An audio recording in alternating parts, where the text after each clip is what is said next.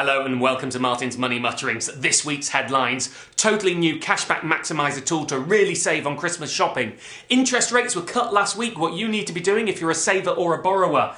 DVDs, 3 for 15 quid, and we're talking top DVDs here. Train fares are going to rise in January, how to beat that rise and slash your costs down. Perfume.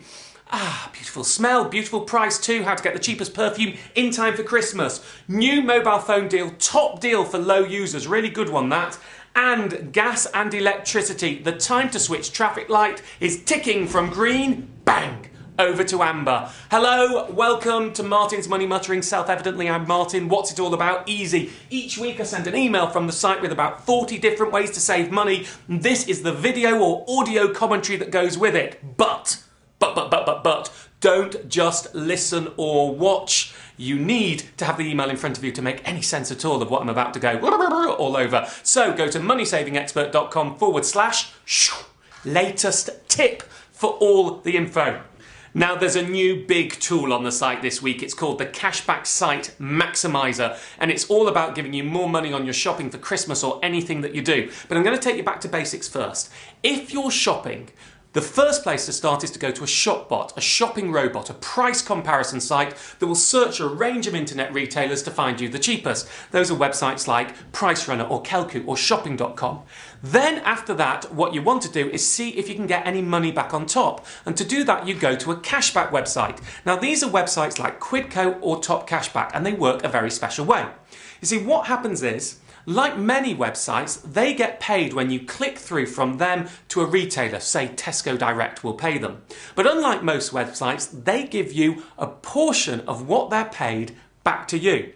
So they're getting paid if you click through and you then buy something. So if you do, they'll give you some of this money back, which means you get cash back. It could be up to 5% if you're just spending in a shop, or up to 100 quid if you were getting a car insurance policy. So we're talking big money. What's the Cashback Sites Maximizer about? Well, isn't it all obvious in the title? What it does is it's a new comparison tool to tell you which of the many cashback sites out there will give you the most cashback, whatever you're choosing to do. It maximises the cashback you get. Simple as that. Do try it, but make sure if you're new to cashback, you read the Top Cashback Sites article first, which will explain how it works, because there are some tricks to be aware of. Never count the money as being yours until it's actually paid and in your bank account. Cashback sites never guarantee the cashback. Anyway, I think I've said cashback enough. I should get on to the next subject. Interest rates. Look, we are perhaps on the brink of a wobble in the economy. The credit crunch is hitting, house prices are wobbling.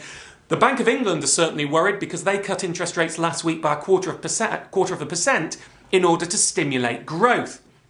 So, what should you be doing? Because there ain't anything you can do about the economy or the stock market or house prices, but you can look after your own money. So here's my quick checklist. If you're a saver, it's more important now than ever that you have the top paying savings account.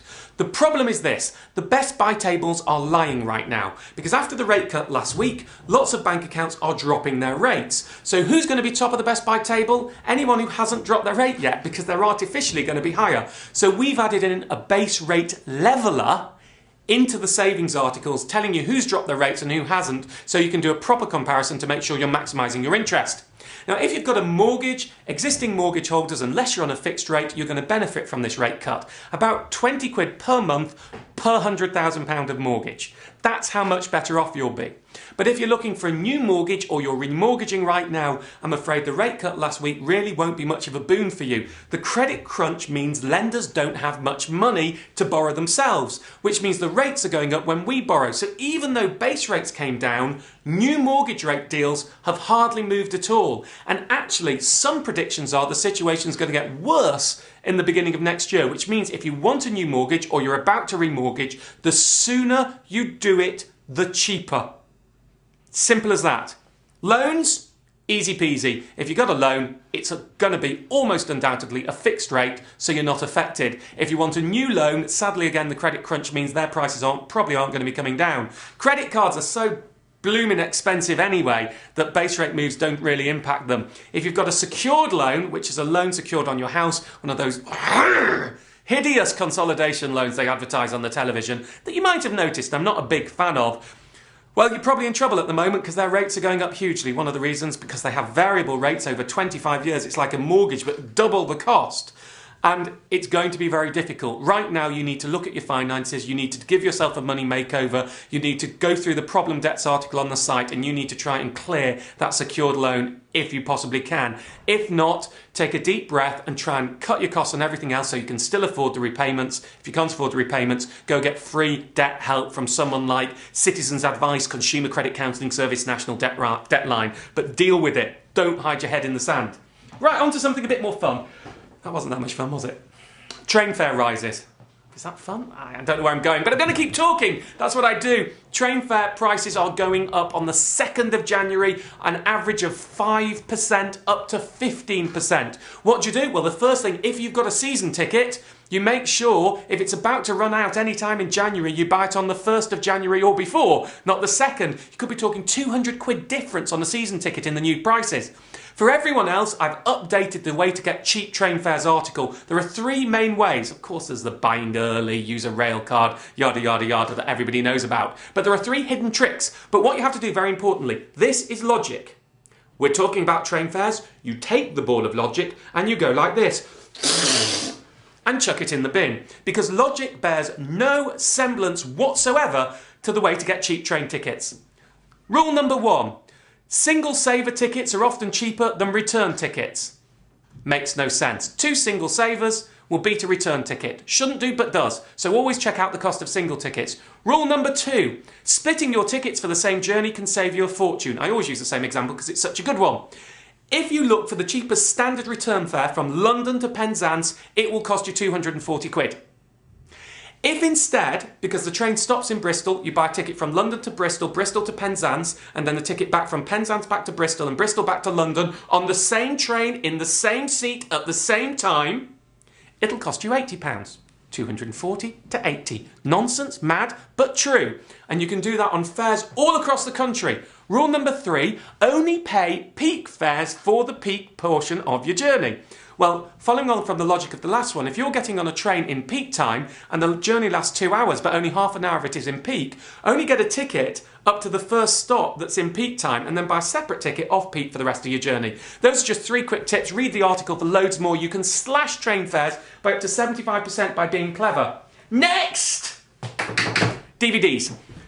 Lots of companies got DVD offers on out there at the moment. My pick of the bunch is Play.com. Now, Play is offering 1,500 DVDs on a 3 DVDs for 15 quid. In other words, 5 quid a DVD, which is superbly cheap at the moment. And more importantly, they have some new releases. We've just counted 11 of the top 50 releases are in this offer. Very good for Christmas presents.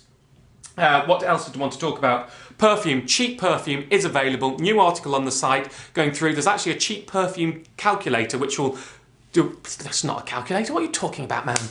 Rewind. There's actually a cheap perfume comparison service available now where you can put in what bottle of perfume you want and it'll go to the web retailers to tell you who's cheapest. Simple as that, really. Even better, some of these retailers will sell you tester boxes. Now, I know that sounds very cheap, but it's really a good way to buy them. This is my shifty tip.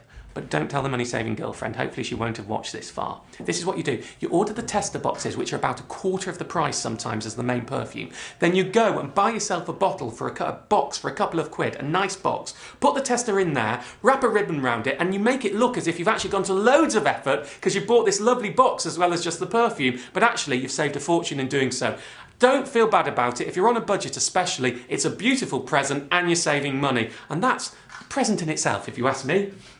Next on the list, new mobile phone. Coming from Carphone Warehouse, a Talk Mobile deal. Now what I like about this one, it's £6 a month. It's a contract phone, but they give you the first 2 months free and you're not trapped in because you can go after any month.